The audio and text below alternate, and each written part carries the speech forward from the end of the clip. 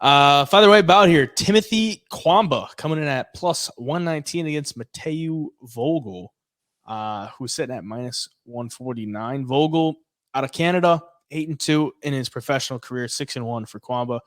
4-1 in his last 5. 24 years of age for him, 27 years of age for Vogel.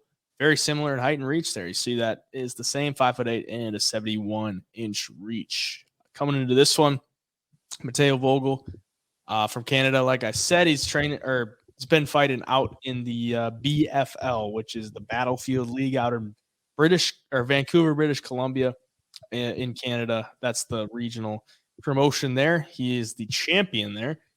And got a win by decision there to take it, and defended it twice. Got a round 3 ground and pound finish to a 2-0 fighter, and then a round 3 rear naked choke to an 18-8 fighter to defend it his second time. His only losses are to Damon Blackshear, who we all know, by decision, and a loss by illegal upkick.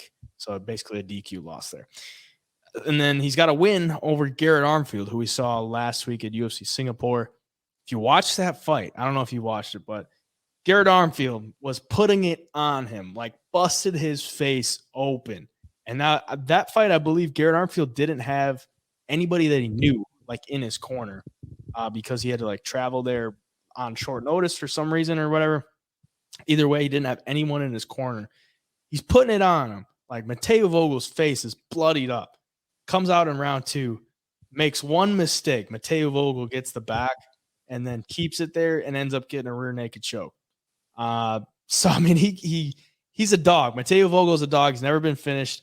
If he gets hit, he's got a good chin and he's able to absorb the damage and fight his way back into the fight and usually get a finish. But Timothy Cuamba has got a good stand-up game as well. Very solid with the kicks and the hands. Fought 3 times in CFFC.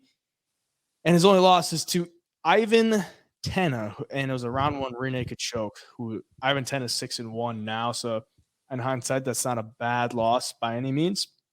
But this is going to be a close one. I think this is going to be another banger fight. Besides the heavyweight fight on this card, I think they're all really good fights. What are you thinking in this one? Yeah, it's tough to pick on this one too because Vogel, like you touched on, man, the submission game is really good.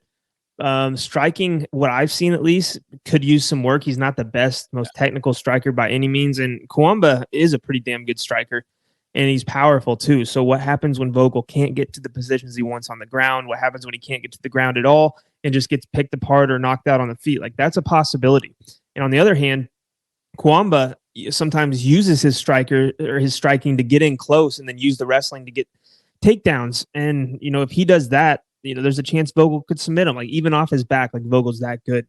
I don't think Cuamba is going to want to go to the ground here. I do think if he's using any kind of wrestling, it's to keep the fight upright. And if he does that, I could see Vogel just being, going for it all with submissions and the wrestling.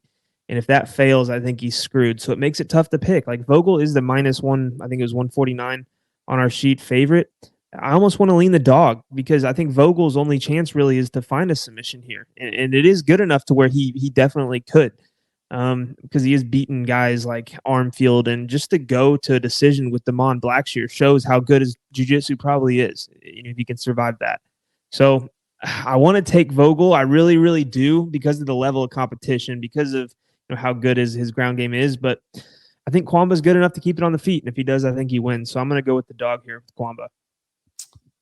They actually fought on the same card. That was when Mateo Vogel fought Damon Blackshear. Timmy Cuamba fought James Lyons on the same card, CFFC. So a little bit of a familiarity there. But, I mean, like you said, it's probably going to be the advantage to Timmy Cuamba on the feet because he's got, I think, sharper hands and sharper defense. It's really the defense that lacks with Mateo Vogel. Like, he's got some pretty solid hands himself. It's just he gets hit a lot. So if he can survive on the feet, he's going to have to land something significant back to Timmy Cuamba to even it out. If he does take it to the ground, that's probably where he wants it.